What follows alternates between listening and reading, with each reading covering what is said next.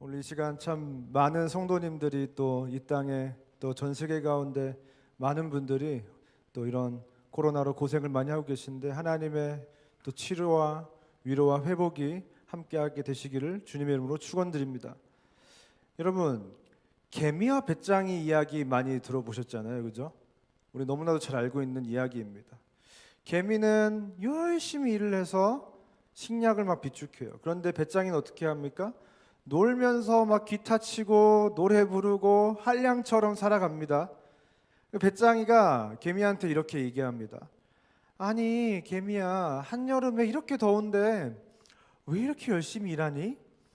그러니까 개미가 배짱이를 노려보면서 이렇게 말합니다. 야, 이 한심한 배짱아, 지금 식량을 비축해야 겨울에 먹고 살 수가 있지. 너 이러다가 어떡하려고 그래? 그러는 겁니다.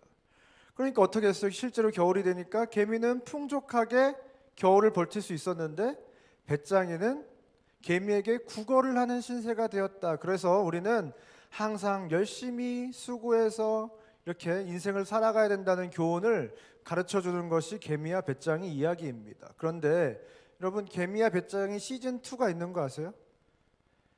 이랬던 배짱이가 갑자기 슈퍼스타 K에 나가서 오디션 대상을 받고 상금을 타고 음반이 대박이 나서 배짱이는 타워 팰리스에 살게 되고 개미는 과로로 병원에 입원해서 병원 신세를 지게 되었다. 이게 개미와 배짱이 시즌 2 얘기입니다.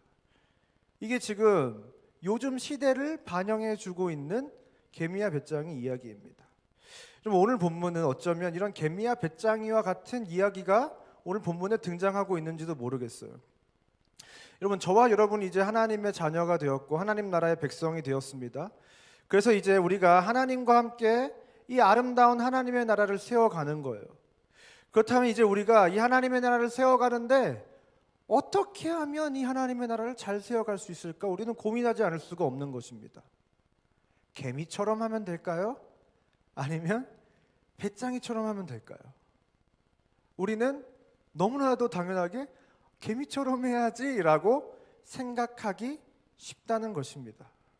오늘 누가복음 본문 10장을 통해서 하나님께서 우리에게 요구하시는 섬김과 열심은 무엇인지, 하나님께서는 우리가 이 하나님의 나라를 어떻게 세워가기 원하시는지 함께 한번 나눠봤으면 좋겠습니다. 먼저 오늘 본문은 누가복음 10장이에요. 그래서 누가복음이 무엇을 말하고 있는지를 우리가 알면 누가복음 10장 본문 안에서 또 이 마리아와 마르다 이야기가 어떤 이야기를 우리에게 구체적으로 해주려고 하는지를 우리는 알 수 있습니다. 이 누가복음은 구원을 강조하고 있다는 것을 성경 공부를 열심히 하시는 분들이면 다 알 수 있을 것입니다. 공간 복음 중에 예수님을 유일하게 구원자라고 지칭하는 복음서가 바로 이 누가복음입니다. 누가복음이라는 이 복음 이름에서 알 수 있듯이 저자는 누가예요. 누가는 의사라고 성경은 말씀하고 있고요. 당대의 지식인이었습니다. 그래서 유창한 헬라어를 바탕으로 가장 아름다운 문체로 쓰여진 것이 바로 이 누가복음이고 굉장히 논리적인 구조로 되어 있는 것이 바로 이 누가복음입니다. 이러한 탁월한 지식과 수려한 헬라어와 논리적 우수성을 가지고 이 누가는 구원이란 무엇인가, 구원자 예수님은 누구인가에 대해서 우리에게 너무나도 친절하게 가르쳐 주고 있는데요. 왜 그랬을까요? 이 수신자가 누구라고 누가복음 서두에 얘기하고 있죠? 데오빌로라는 사람에게 보내는 편지예요. 이 누가복음이 사실상 서신서죠. 여러분, 이 데오빌로가 누구냐면 이방인으로서 예수 그리스도를 믿은 초신자입니다. 그래서 초신자가 돼서 열심히 누가의 이 복음 활동을 후원하는 후원자였을 것이라고 성경학자들은 말을 합니다. 그러니까 이 누가가 이 데오빌로, 처음 예수를 믿은 이방인 구원자, 개종자인 이 데오빌로에게 구원이 무엇인지에 대해서 예수님이 구원자라는 그 사실을 아주 쉽게 상세하게 논리적으로 세가족 교육을 하는 책이 바로 이 누가복음이에요. 그래서 이 구원에 대해서, 구원자 예수님에 대해서 아주 잘 설명하고 있는 책이 바로 이 누가복음이라는 사실입니다. 그래서 누가의 데오빌로에게 보내는 두 번째 편지가 뭡니까? 사도행전이잖아요. 그죠? 그래서 이 사도행전은 교회를 통해서, 성령께서 교회를 통해서, 사도를 통해서 이 복음의 역사를, 이 구원의 역사를 구체적으로 어떻게 이루어 가시는가를 더 구체적으로 실제를, 구원의 실제를 가르쳐 주고 있는 것이 바로 이 사도행전입니다. 그래서 실제로 이 누가복음과 사도행전은 한 세트예요. 상하권과 같은 책입니다. 뭐 전서와 후서와 같은 책이라고 할 수 있어요. 누가복음은 예수님을 통해서 시작된 구원이 무엇인지, 사도행전은 그 시작된, 예수님으로부터 시작된 구원이 성령의 주도하에 교회와 사도를 통해서 어떻게 이루어지게 되는가, 동일한 주제, 바로 이 구원이라는 주제로 쓰여진 책이 바로 이 누가복음이라는 사실입니다. 그런데 이러한 누가복음, 구원을 강조하고 있는 이 누가복음 속에서 오늘 누가복음 10장의 구조를 한번 살펴봐야 됩니다. 누가복음 10장의 구조를 보니까 1절부터 24절까지는 70인 전도대에 대해서 나오고요. 그 다음에는 선한 사마리아인의 비유가 나옵니다. 그리고 그 다음에는 마지막으로 오늘 본문인 마리아와 마르다 이야기가 지금 등장을 하고 있습니다. 그런데 이 먼저 말씀하고 있는 이 70인 전도대는 어떤 것을 의미하고 있는지 우리가 먼저 한번 살펴봤으면 좋겠어요. 70인 전도대, 여러분 번역마다 어떤 곳에는 70인 전도대라고 되어 있고 어떤 곳에는 72인 전도대라고 되어 있습니다. 좀 이상하죠. 그런데 이스라엘 백성의 세계관을 알면 이것이 그렇게 문제가 되지 않는다는 것을 우리가 발견할 수 있어요. 왜냐하면 이스라엘 백성 사람들에게 70 혹은 72라는 숫자는 어떤 의미를 가지고 있냐면 전 세계, 세상 나라를 70 혹은 72이라고 생각했어요. 이스라엘 사람들은. 그러니까 70인 전도대는 실제로 무엇을 상징하냐면 전 세계를 구원하는 전도대라는 거예요.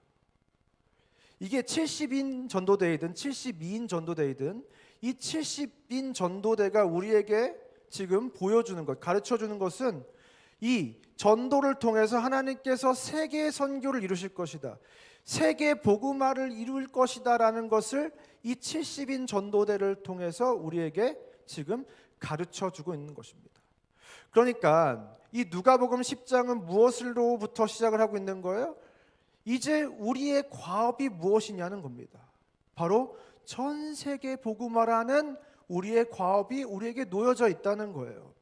그런데 이 70인 전도대가 전도를 하고 돌아와서 전도 보고를 하는데 17절을 보니까 70인이 기뻐하며 돌아와 이르되 주여 주의 이름이면 귀신들도 우리에게 항복하더이다. 기뻐 돌아와 이르되, 전도를 하고 하나님의 역사를 보고 구원의 역사를 보고 나서 너무 기뻐서 이게 돌아온 겁니다. 그러면서 하는 얘기가 뭐예요? 귀신이 항복했습니다. 막 이렇게 사역 중에 일어난 일들을 막 예수님께 자랑하기 시작했습니다. 사역의 성취에 굉장히 들떠 있는 모습을 볼 수 있어요. 그런데 그러면 예수님이 뭐라고 해줘야 돼요? 칭찬해 줘야 되잖아요. 아이고 잘했다. 나가서 얼마나 고생했어. 그래 이렇게 전도하니까 얼마나 기쁘니, 이런 열매가 있고 얼마나 좋니 해야 되는데 예수님께서는 질책을 하시는 겁니다. 20절에 보니까 그러나 귀신들이 너희에게 항복하는 것으로 기뻐하지 말라는 거예요. 여러분 우리가 사역을 하다 하나님의 나라의 일들을 이루어 가다 보면 우리가 범하기 쉬운 실수들이 있어요. 그것이 무엇이냐면 우리 인간은 계속해서 귀신이 우리에게 항복하는 것에 집중한다는 거예요. 다시 말해서 사역의 성취나 결과나 현상에 쉽게 고무된다는 겁니다. 그러다 보니까 그것에 자꾸 집중을 하게 된다는 거예요. 아, 귀신이 항복했다, 부흥했다, 나의 사역을 통해서 누군가 회복됐다. 좋죠. 그런데 이것에 근저에 무슨 마음이 있는 거냐면 하나님께 영광이라는 우리의 최종적인 목표가 우리의 사역을 통해서 나타나는 것이 아니라 나도 모르게 어떻게 되는 거예요? 자기의 자아 실현이 목적이 될 때가 참 많이 있다는 겁니다. 내가 이것을 했다, 내가 이것을 이루었다 라고 우리 인간은 쉽게 하나님을 찬양하기보다, 하나님께 영광을 돌리기보다 자기 자신을 기뻐하기가 쉽다는 것입니다. 그래서 우리는 이 하나님께서 우리에게 명령하신 이 하나님 나라의 과업, 이것을 이루기 원하시는 진짜 이유와 그 본질을 알아야 된다는 겁니다. 그것을 모르면 자꾸 그 하나님의 마음에서 멀어진 사역을 우리가 하게 된다는 거예요. 여러분, 그렇다면 이렇게 귀한 하나님의 나라의 귀한 복된 사역, 복음의 사역을 하나님께서 저와 여러분에게 맡겨주셨는데, 그렇다면 이 과업을 어떻게 하면 잘할 수 있을까? 그것의 구체적인 방법이 무엇인지, 절대로 벗어나면 안 되는 원칙이 무엇인지, 그것을 이 70인 전도대 이후에 선한 사마리아인의 비유와 또 마르다와 마리아의 이야기를 통해서 하나님께서 그 방법과 원칙이 무엇인지에 대해서 우리에게 가르쳐 주시는 겁니다. 여러분, 그래서 오늘 본문인 이 마리아와 마르다 이야기를 우리가 한번 살펴보는 겁니다. 나중에 시간이 되면 또 선한 사마리아인의 비유를 통해서는 무엇을 말씀하시는지 한 번 더 살펴봤으면 좋겠어요. 여러분, 오늘 본문을 보니까 어떻게 해요? 38절에 그들이 길 갈 때에 예수께서 한 마을에 들어가시면, 예수님께서 이제 사역 도중에 어떤 한 마을에 들어가셨습니다. 그때 어떻게 하는 거예요?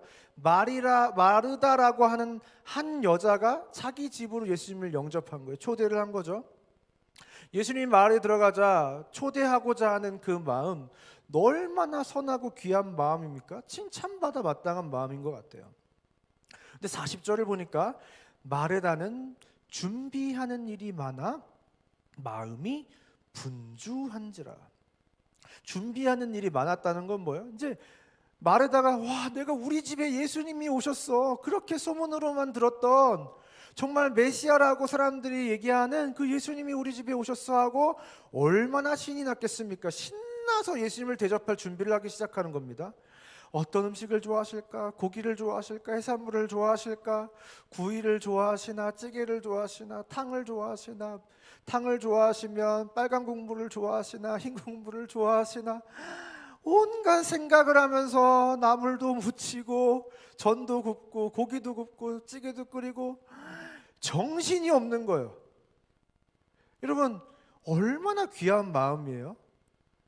저 같았으면 칭찬을 해줬을 것 같아요.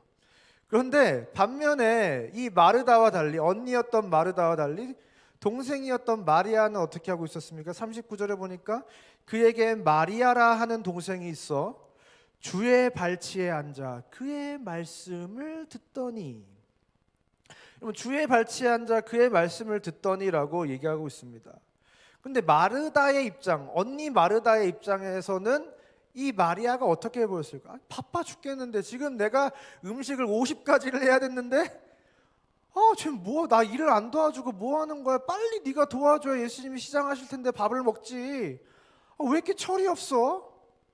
왜 할 일이 이렇게 많은데 다 내평지치고 놀고 있는 거야? 누구는 예수님 곁에 안 있고 싶어?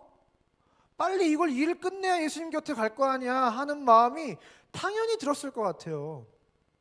솔직히 이 교회 안에 이런 마리아 같은 성도들이 많이 있습니다.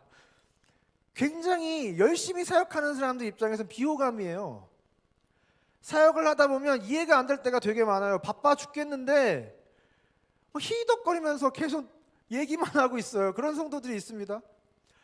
찬양팀들 막 예배 끝나고 막 마이크 선 정리하고 막 이러고 있는데 끝나자마자 목사님 찾아가가지고, 목사님 있잖아요, 제가 나는 계속 마이크 선 감고 있는데 그런 애들이 있단 말이에요. 그럼 짜증이 나요? 안 짜증나요? 짜증이 나는 겁니다. 그러고서 어떻게 하는 거예요? 내가 마이크 선 다 감았을 때 끝났네 이러는 겁니다. 굉장히 짜증이 나죠, 여러분. 그러니까 마르다가 얼마나 답답합니까? 그래서 예수님께 이렇게 얘기하는 거예요. 40절에 마르다는 준비하는 일이 하라 마음이 준비한 자라 예수께 나아가 이르되 주여 내 동생이 나 혼자 일하는 게 두는 것을 생각하지 아니하시나이까. 그를 명하사 나를 도와주라 하소서. 이거 굉장히 심각한 이야기입니다. 예수님, 얘 좀 보세요. 지금 이렇게 제가 바쁘고 분주한데 쟤는 놀고 저만 일하고 있잖아요. 예수님, 이거 너무 나쁜 행동 아니에요? 제 말은 얘가 듣지도 않으니까 예수님 좀 시켜서 일 좀 하라고 얘기 좀 해주세요. 여러분, 솔직히 틀린 말이에요, 아니에요? 너무나도 맞는 말이잖아요. 누가 저한테 그런 얘기를 했다면 빨리 가서 일해라. 지금 너무 고생한다. 이렇게 했을 것 같아요. 그런데 예수님의 반응은 상식적이지가 않다는 거예요. 이해가 안 되는 반응을 지금 보고 계신 겁니다. 여러분, 서두에 얘기했던 배짱이와 같은 마리아, 개미 같은 마르다, 예수님은 그 둘을 어떻게 평가하고 계시냐는 겁니다. 42절에 한번 다 같이 함께 읽도록 하겠습니다. 42절 말씀 시작.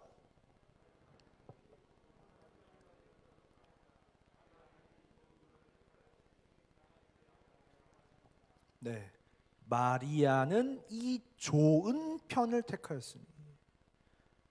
마리아의 선택이 좋은 선택이라는 거예요. 다시 말해서 뭐예요? 마르다, 너의 선택은 틀렸다는 거예요. 너의 선택은 좋지 않은 선택이라는 겁니다. 얼마나 화가 났겠습니까, 여러분? 여러분이라면 어떻게 했을까요? 누구를 칭찬했을 것 같아요? 우리는 너무나도 당연하게 마르다를 칭찬했지, 마르다를 다독여줬겠죠. 야, 마리아가 어려서 그래. 뭘 알겠니? 초신자라서 그래. 초신자라서. 다 이해해줘야 돼. 나중에 다 클 거야. 이렇게 얘기해줬을 것 같아요. 그런데 그렇지가 않다는 거예요. 예수님은 마리아는 이 좋은 편을 택하였으니 빼앗기지 아니하리라. 누가 봐도 마르다가 칭찬받아야 마땅한데 열심히 일하기만 한 마르다는 책망을 받고 탱자탱자 놀기만 한 마리아는 칭찬을 받았다. 도대체 이유가 뭔지 우리가 알아야 되겠다는 거예요. 여러분, 40절을 보니까 마르다는 준비하는 일이 많아 어떻게 했다고요? 마음이 분주한지라. 여러분, 시작은 예수님이 좋아서, 예수님을 사랑해서, 예수님을 더 가까이 하고 싶어서 예수님을 집으로 초대하고 예수님을 대접하기 위해서 음식을 준비하고 있습니다. 그런데 그 준비하는 일이 많았다는 거예요. 그래서 어떻게 했다는 거예요? 분주한 마음이 생겼다는 거죠. 마음에 여유가 없는 거예요. 그러니까 뭐라고 말하는 거예요? 주여, 내 동생이 나 혼자 일하게 두는 것을 생각하지 아니하시나이까. 생각이 없으세요? 이 얘기예요, 여러분. 아니, 생각이 있으면 왜 얘를 가만히 두십니까? 예수님, 생각이 있으시면 놀고 있는 애를 다그쳐서 일을 시키셔야지. 왜 얘를 받아주고 계십니까? 생각이 있으세요? 이렇게 묻고 있는 거예요. 지금 마르다가 예수님을 원망하고 따지기 시작하는 겁니다. 여러분, 예수님을 극진히 대접하겠다고 하는 너무 선한 의도의 사역이 마르다의 사역이었지만 결국 예수님의 평가는 마리아는 이 좋은 편을 택하였으니 빼앗기지 아니하니라. 다시 말해서 뭐예요? 그 사역적인 열심보다 더 나은 쪽의 선택이 있다는 겁니다.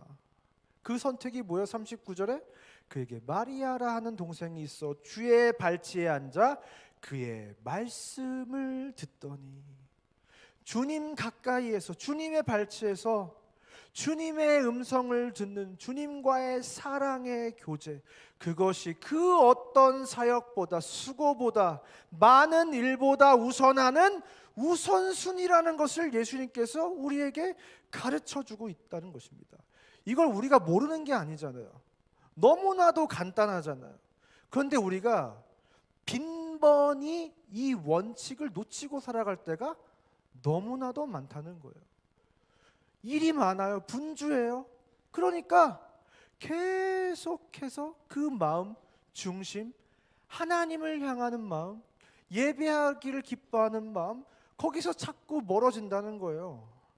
여러분, 우리가 일을 열심히 하려다 보면 사람을 챙기지 못할 때도 참 많이 있습니다. 그래서 사람을 원망하게 될 때도 참 많이 있어요. 여러분, 이게 두 번째 문제는 뭐예요? 놀고 있는 마리아를 비난하고 정죄했다는 데 있다는 거예요. 사역 열심히 하는 거 왜 나쁩니까? 너무나도 좋은 일이죠. 그런데 내가 열심히 사역하면서 결국 그 열심히 사역하는 것 때문에 지금 마르다는 뭘 하고 있다는 거예요? 누군가를 원망하고 비난하고 비판하고 정죄하게 되었다는 겁니다. 근데 우리가 사역의 현장에서 굉장히 많이 겪는 일이에요. 내가 열심히 있다 보면 열심으로 하지 않는 사람들을 보면 나도 모르게 스물스물 비교하는 마음이 생기고 정죄하는 마음이 생기고 도대체 왜 저러는 거야 하는 마음이 생긴다는 거예요. 그런데 예수님은 뭐예요? 그런 마음이 생길 바에는 일을 안 하는 게 낫다는 거예요. 예수님은. 그게 지금 우리가 사역을 나가는 중에 하나님의 나라를 세워가는 중에 너무나도 쉽게 잊혀지기 쉬운 일들이라는 것입니다. 사역을 하다 보면 이렇게 사람과의 관계 속에서 자꾸 경쟁의식과 비교의식이 생겨나기도 한다는 거예요. 그러면 누군가를 시기하게 되기도 하고 질투하게 되기도 하고 그렇게 해서 점점 더 이 사역의 본질에서 벗어나게 되는 것이 우리의 현실이라는 사실입니다. 여러분, 교회 중에 사역을 하다가 지쳐서 상처받고 교회를 떠나는 사람들이 얼마나 많습니까? 그런 사람들 마음속에서 이런 이야기들을 많이 합니다. 이게 교회야? 이게 복음이야? 이게 성경이 말하는 사랑이야? 교회에 왜 이렇게 사랑이 없어? 왜 목사님들이, 장로님들이, 직분자들이, 리더들이 어쩜 이렇게 사랑이 없을 수가 있어? 어떻게 교회가 세상도 아닌데 나를 이렇게 기능적으로 부려먹기만 하고 부속품처럼 여길 수가 있어? 하나님이 정말 이런 하나님이야? 하나님은 내 등골을 빼먹는 분이야? 나의 노동을 착취해서 하나님의 나라를 이루어 가시는 분이야? 라고 호소하는 사람들이 굉장히 많이 있다는 사실입니다. 이러한 사역적 환경 속에서 우리는 하나님을 오해하고 하나님을 떠나게 될 수도 있다는 사실이에요. 오늘 마르다처럼 하나님을 원망하게 될 수도 있다는 사실입니다. 여러분, 한국교회의 우선순위가 무엇입니까? 사역과 부흥입니까? 아니면 하나님을 사랑하는 것입니까? 아니면 성도를 사랑하는 것입니까? 여러분, 오늘 한국교회의 열매를 한번 보세요. 한국교회 현 주소를 보세요. 수많은 가나안 성도들이 양산되고 있습니다. 여러분, 그것은 우리가 지금 한번 우리의 교회를, 우리의 사역에 임하는 자세를, 내 태도를 한번 되돌아봐야 한다는 사실입니다. 그렇기 때문에 오늘 본문의 이 말씀은 저와 여러분을 향한, 이 시대의 교회들을 향한 하나님의 호소라는 사실이에요. 여러분, 저와 여러분은, 우리 산곡교회는 하나님과의 관계인 예배를 최우선으로 하는 교회가 되기를 축원합니다. 또한 사랑으로 하나 된 것을 지키는 사랑의 관계를 최우선으로 하는 교회가 되기를 축원합니다. 여러분, 그렇다면 예배 중심, 관계 중심으로 하다 보면 언제 일하냐는 거예요. 사실 그렇거든요. 사람 일일이 다 마음 챙겨가면서 막 예배만 드리고 앉아 있으면서 언제 하나님 나라 세워가냐는 겁니다. 여러분, 오늘 본문의 구조가 어떻게 되어 있다고 했죠? 70인 전도대를 통해서 예수님께서는 세계 선교의 비전을 선포하신 거예요. 내가 이 세계 선교를 이루어 가겠다. 더 많은 사람들을 통해서 12사도뿐만이 아닌 이 70인 전도대를 통해서 내가 이제 이 복음이 온 세계 가운데 편만하게 하겠다라고 하는 이 구원 운동의 구체적인 비전을 지금 예수님께서 선포하고 계신 겁니다. 그러면 그 구원을 어떻게 이루어야 하는가? 그 방법과 원칙을 지금 말씀해 주고 있다고 했죠. 그렇다면 예수님께서 제시하시는 솔루션이 뭐냐는 겁니다. 여러분, 41절과 42절 말씀을 다시 한번 읽어보도록 하겠습니다.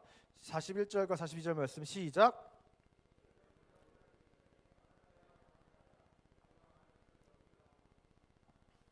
몇 가지만 하든지 혹은 한 가지만이라도 족하니라. 마리아는 이 좋은 편을 택하였으니 빼앗기지 아니라. 마르다를 향해서 예수님께서 이렇게 조언하시는 겁니다. 다시 말해서 저와 여러분에게, 우리 교회들에게 예수님께서 이렇게 조언하시는 거예요. 마르다야, 마르다야. 어지간하면 마르다야 하고 한 번 할 만도 해요. 그런데 이거 두 번 했다는 건 뭐예요? 굉장히 간절하게 호소하는 겁니다. 마르다야, 마르다야. 제발 좀 내 말 좀 들어줄래?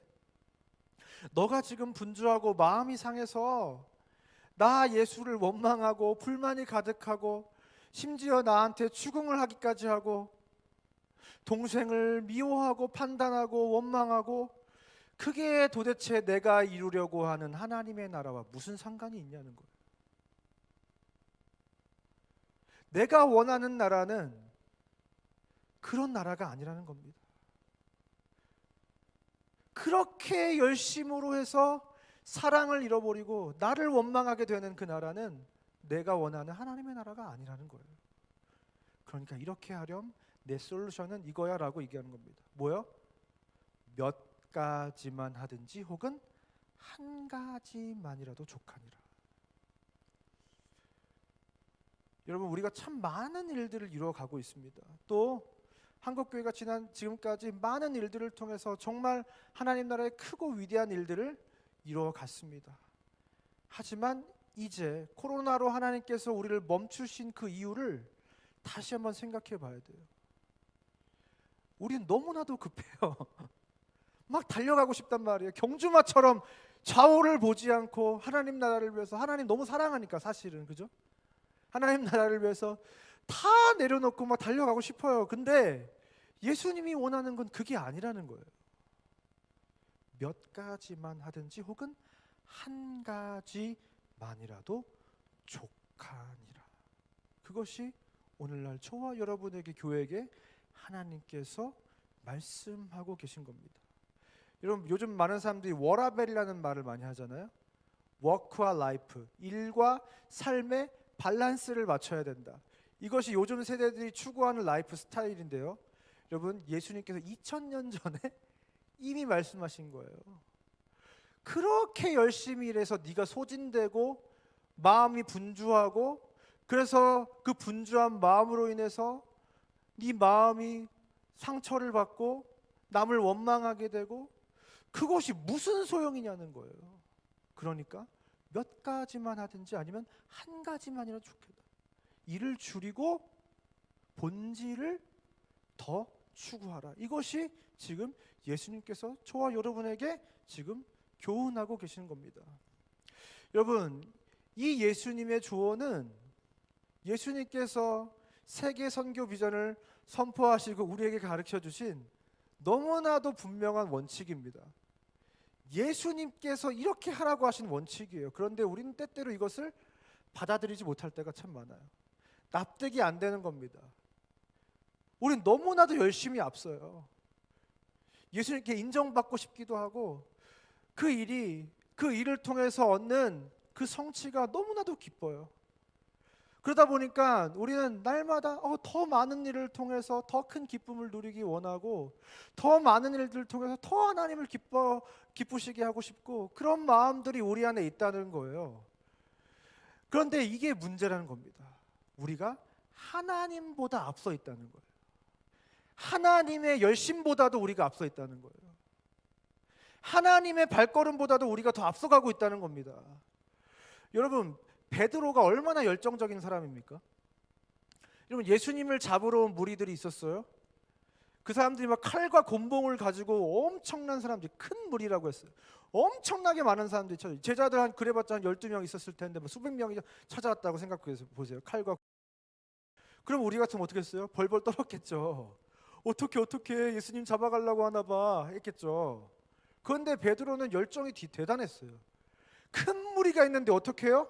칼을 뽑아가지고 대제사장의 종이었던 말고의 귀를 잘라버렸잖아요, 여러분. 그러면 여러분, 예수님이 이 베드로의 행동을 보고 어떻게 했을까요? 야, 저 많은 무리가 있는데도 진짜 용감하다. 어떻게 그 순간에서 나를 지키겠다고, 예수님을 지키겠다고 칼을 들어서 그 사람들과 대항할 생각을 해? 야, 너 참 대단하다. 너무 고맙다. 나를 위해서 죽음을 무릅쓰고 칼을 들어준 거 너무 고맙다고 했을 것 같아요, 저 같으면. 그런데 예수님의 반응이 뭐냐는 거예요. 마태복음 26절을 보니까 내 칼을 도로 칼집에 꽂으라. 칼을 가지는 자는 다 칼로 망하느니라. 이거. 칼을 집어 넣으라는 거예요. 칼을 가진 자는 다 칼로 망한다. 아, 폭력을 써서 예수님이 싫어하시는구나. 그게 아니에요. 여러분 그 다음 구절을 한번 봐야 됩니다. 너는 내가 내 아버지께 구하여 지금 12군단 더 되는 천사를 보내시게 할 수 없는 줄로 아느냐. 야, 지금 하늘에 12군단도 더 되는 천사들이 있다. 내가 지금 그 힘을 쓸 수가 없어서, 쓰지 못해서 가만히 있는 게 아니야. 쟤네를 제압하지 못해서 그러는 게 아니야. 내가 다 이유가 있어서 지금 가만히 있는 거야. 어떤 이유요? 여러분 마태복음 26장 54절로부터 56절을 보니까 예수님께서 말씀하시는 겁니다. 내가 날마다 성전에 앉아 가르쳤을 때 너희가 나를 잡지 아니하였도다. 이 사람들이 예수님이 맨날 성전에 앉아서 가르쳤는데 그때는 안 잡았어요. 그런데 오늘은 잡으러 왔단 말이에요. 근데 그 이유가 뭐라는 거예요? 이제는 예수님이 때가 됐다는, 잡혀가실 때가 됐다는 겁니다. 어떤 때요? 선지자들의 글을 이루려 함이니라. 이제 예수님께서 고난받으시고 십자가에 달려 들어가셔서 온 세계와 열방의 많은 사람들을 구원하실 때가 됐다는 겁니다. 이제 온 우주적 경륜 안에서 영원 속에서 이루고자 하시는 하나님의 계획이 실현될 때라는 겁니다. 그런데 너가 지금 저들을 제압하겠다고 하면 이 성경의 말씀이 도대체 어떻게 이루어지냐는 거예요. 여러분, 저와 여러분은 선한 열심으로 예수님을 위한 일이라고 생각하고 열심히 사역을 할 때가 많이 있습니다. 그런데 때때로 그 우리의 열심이 독이 될 때가 참 많이 있다는 겁니다. 오히려 하나님의 나라 일을 방해하는 것이 될 때가 많다는 것입니다. 오늘 본문의 마르다처럼 열심히 했는데 결과적으로 내 열심 때문에 누군가가 상처를 받게 되고, 내 열심 때문에 누군가가 예수님을 떠나게 되고, 내 열심 때문에 나 스스로도 지쳐서 예수님을 떠나게 되고, 누군가를 미워하게 되고 시기하게 되고 질투하게 되고 원망하게 되고 비난하게 되고 정죄하게 될 때가 너무 많이 있다는 거예요. 여러분, 우리와 하나님이 자꾸 이렇게 어긋나는 이유가 무엇입니까? 저와 여러분은 자꾸 눈앞에 있는 상황을 보고 판단하고 일을 시행한다는 거예요. 당장 급해 보이니까, 당장 이 일을 해야겠으니까 우리는 그 상황을 보고 문제를 보고 판단해서 일을 한다는 거예요. 그러니까 우리는 항상 분주한 거예요.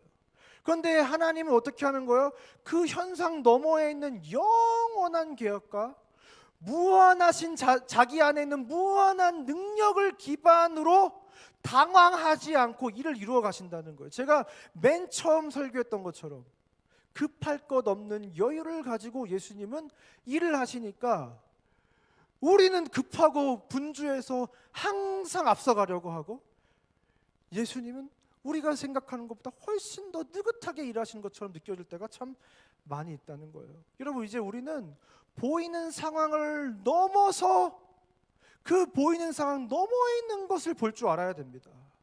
여러분, 70인 전도대의 문제가 뭐였는지 알아요? 뭐라고 고백했어요? 귀신이 굴복하다이다. 지금 당장 눈앞에 있는 성취를 보는 거예요. 상황을 보는 거예요. 그런데 그때 예수님께서 뭐라고 말씀하세요? 나는 사탄이 떨어지는 걸 봤다는 거예요. 너는 지금 눈앞에서 이 사람 안에 있는 귀신이 떠나가는 걸 봤지, 나는 이 현상을 통해서 사탄이 하늘에서 떨어지는 걸 봤다는 거예요. 이 놀라운 구원의 역사를 통해서 궁극의 영원 속에서, 예수님은 영원 속에서 궁극적으로 이 복음 운동의 끝이 사탄이 패배하는 것을 보셨다는 거예요. 예수님은 이렇게 하늘과 땅인 차이로 이 현상을 바라보고 있으니 예수님의 발걸음의 속도와 우리의 발걸음의 속도는 너무나도 큰 거예요. 초대교회 성도들은 100년 정도가 지나면 예수님 올 줄 알았어요. 그런데 2000년이 지나도 안 오고 계세요. 하루가 1000년 같고 1000년이 하루 같은 하나님과 하루하루를 살아가는, 고작 100년을 살아가는 우리는 너무나도 큰 간격이 있는 것입니다. 그러면서 예수님께서 20절에서 이렇게 말씀하시죠. 그러나 귀신들이 너희에게 항복하는 것으로 기뻐하지 말고 너희 이름이 하늘에 기록된 것으로 기뻐하라. 귀신이 너희에게 항복하는 이 작은 성취가 아니라 너희의 이름이 하늘에 기록된 것, 우리가 사역하는 본질적인 이유인 구원의 관점을 회복하라는 겁니다. 단순히 눈에 보이는 현상이 아니라 영원 속에서 우주를 다스리시는 하나님의 관점에서 이 구원의 역사를 발맞춰 갈 수가 있어야 된다는 것입니다. 여러분, 우리 인간의 전도 전략, 선교 전략은 항상 실패했어요. 여러분, 왜요? 우린 자꾸 현상을 보고 전략을 세우니까. 예전에 10-40창이라는 얘기를 많이 들으셨을 거예요. 10-40창, 위도 10도에서 북위 10도에서 40도까지 미전도적족이 많이 모여있기 때문에 이 아랍권, 이 중동권의 전도를 힘쓰면 예수님이 다시 오실 거라고 선교학자들이 이야기했습니다. 그래서 이 복음이 점점 서진하고 있다고 주장했어요. 그래서 중동을 지나서, 유럽을 지나서, 미국을 지나서, 이 중동을 지나서 예루살렘까지 가면 예수님이 오신다는 백투 예루살렘 운동을 진행했습니다. 근데 결과는 어땠어요? 지난 그 주장을 한 이후에 지금 거의 한 30년이 지났는데 결국 중동의 복음화는 이루어지지 않고 어디요? 라틴 아메리카, 남아프리카의 복음이 훨씬 더 확장됐다는 거예요. 그래서 실제로 14-10창을 주장했던 루이스 부시라는 선교학자가 자기 주장에 틀렸다고 인정을 했습니다. 여러분, 우리는 계속해서 이렇게 눈에 보이는 상황을 보고 전략을 세워서 14-10창으로 달려가자면서 선교 동원가들이 얼마나 사람들을 동원해서 거기에 에너지를 쏟아부었는지 몰라요. 이게 우리의 생각이라는 겁니다. 그래서 우리는 그 현상을 보고 전략을 세워서 계획을 따라서 열심히 그 일을 매진하는 것을 좋아해요. 하지만 더 중요한 것인데 그것이 뭐라고요? 주님 손을 붙잡고 주님의 걸음 속도에 맞춰서 사역하는 것. 그것이 너무나도 중요하다는 것입니다.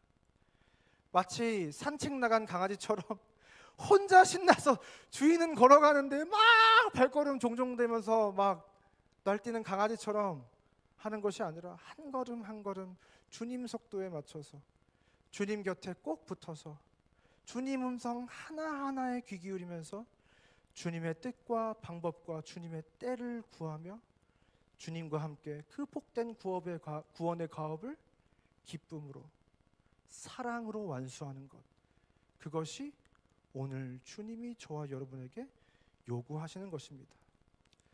이 시간 예수님께서 우리에게 다시금 마르다야 마르다야 하면서 강조하시는 것은 무엇이라고요?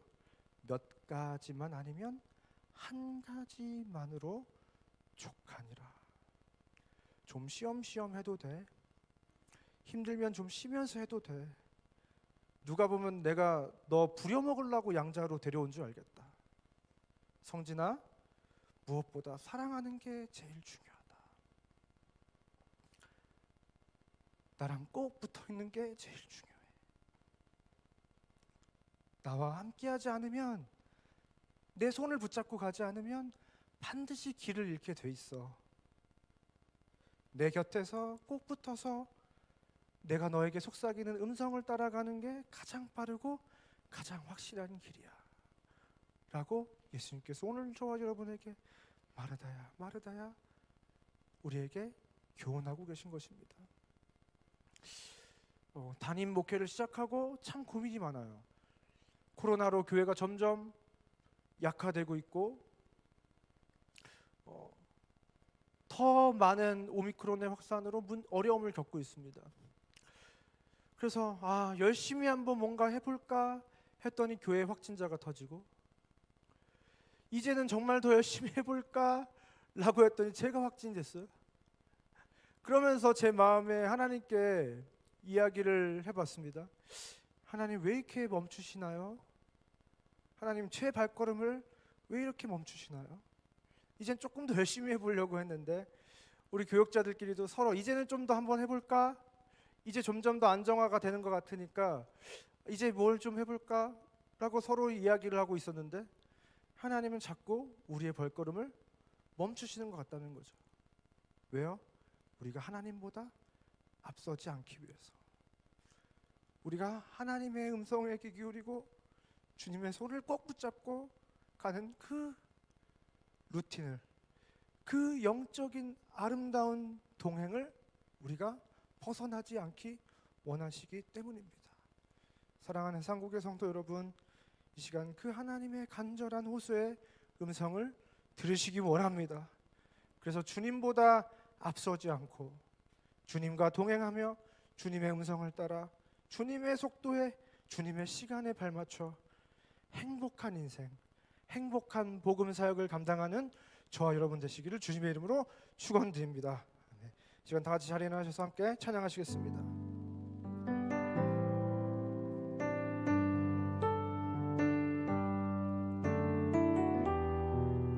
우리의 마음을 다해서 하나님의 마음을 기억하면서 찬양하겠습니다. 오늘 이곳에 계신 성령님, 오늘 이곳에 계신 성령님, 우리에게 말씀하시고 우리를 가르치소서. 닫힌 우리 마음 열어주시고 주의 빛으로 밝혀 우리 소서. 주님보다 앞서지 않고 겸손하게 주님의 말씀 기다리니 주님 손에 우리 드립니다. 사랑으로 인도하소서. 다시 한번 고백하겠습니다.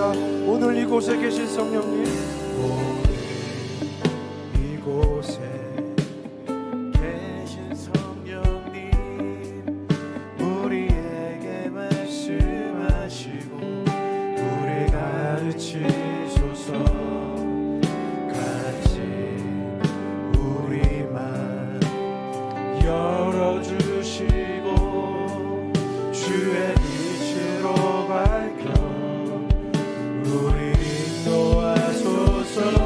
우리가 주님보다 앞서지 않기 원합니다. 주님보다 앞서지 않고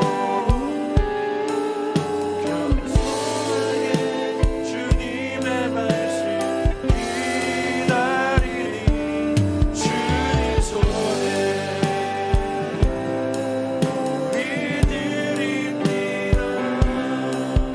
사랑으로 인도한 주님보다 앞서지 않고 주님보다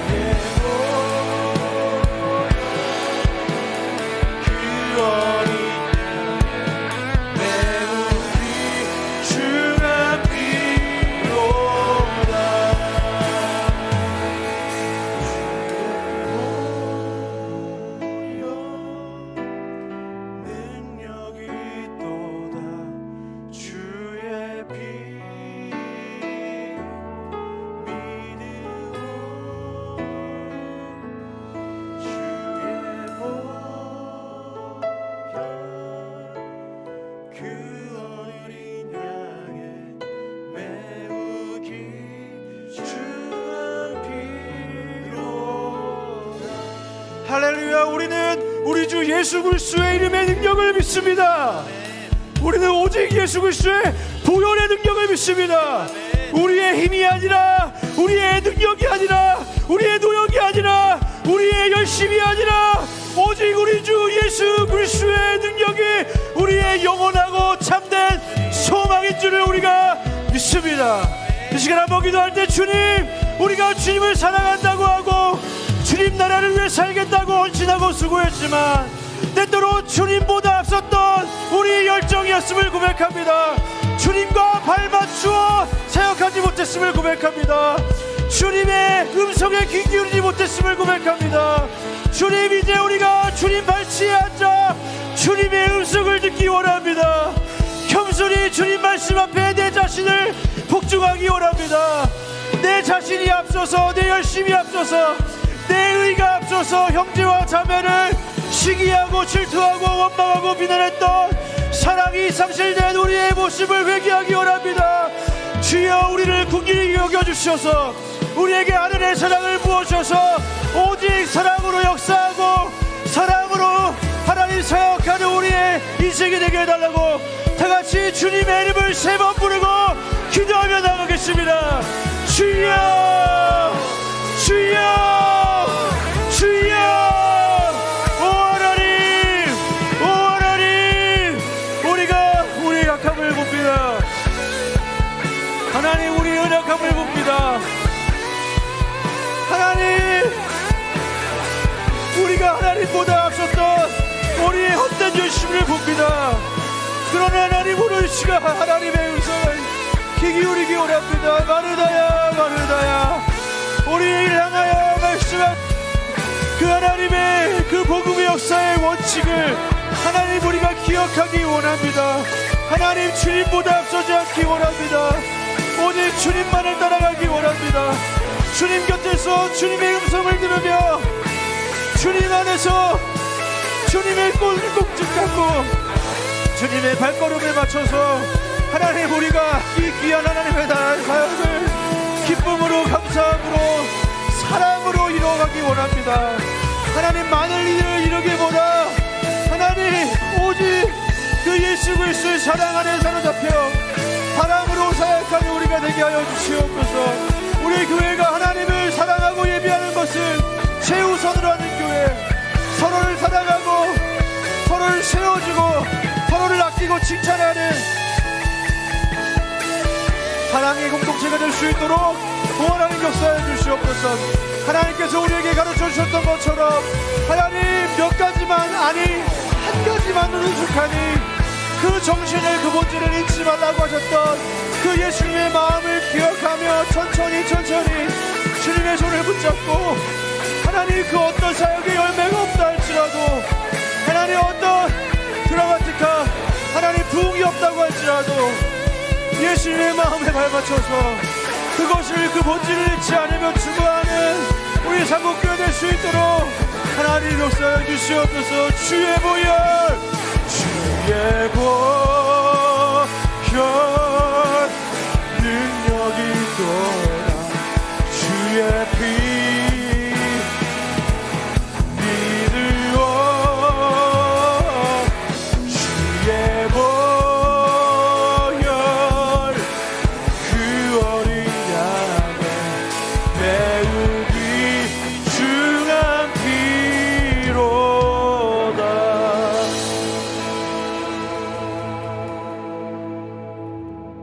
사랑하는 하나님, 참 감사합니다. 오늘도 우리에게 마르다야, 마르다야, 간절한 하나님의 마음을 우리에게 하나님 보여주시니 너무나도 감사합니다.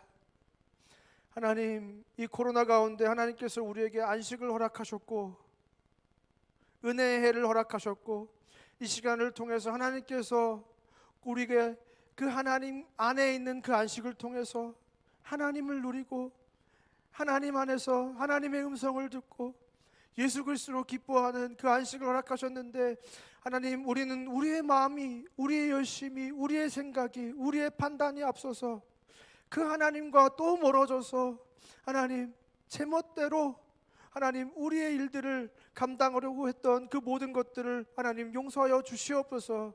하나님 주님보다 앞서지 않고 겸손하게 하나님의 말씀에 순종하는 우리가 될 수 있도록 인도하여 주시옵소서.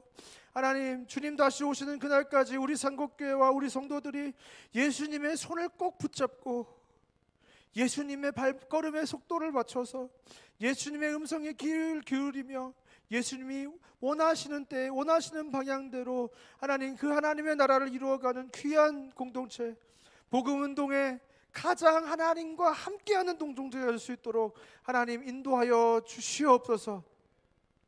이제는 우리 주 예수 그리스도의 은혜와 하나님의 사랑과 성령 하나님의 감화 감동 위로 교통 충만하신 역사가 오늘 이 시간 예수님과 함께 참 사랑과 기쁨 안에서 이 아름다운 하나님의 나라의 사역을 기쁨으로 감당하기로 결단하고 돌아가는 이 자리에 모인 모든 주의 자녀들 머리 위에 이제부터 영원까지 함께 있을지어다. 아멘.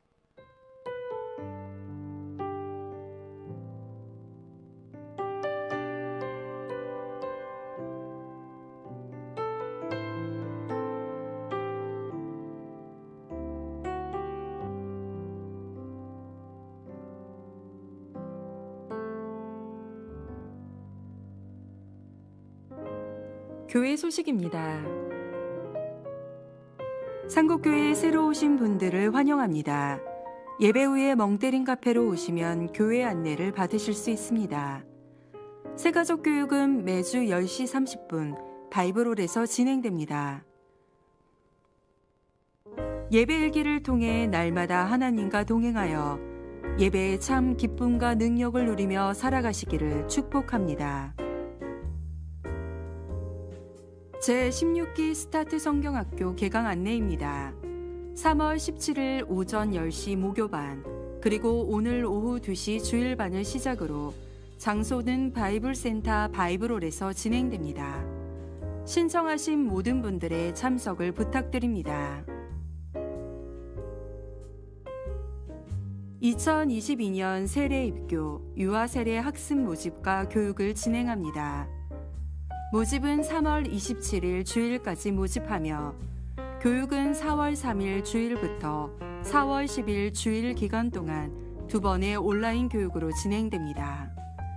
신청서는 필경 내에 비치되어 있습니다. 많은 관심과 참여 바랍니다. 수요 CPR 새벽기도회가 3월 23일 새벽 5시에 진행됩니다. 수요 오전 헐몬의 이슬기도회는 3월 23일 오전 10시에 진행됩니다. TGIF 온가족 축복기도회가 3월 25일 금요일 오후 8시 30분에 진행됩니다.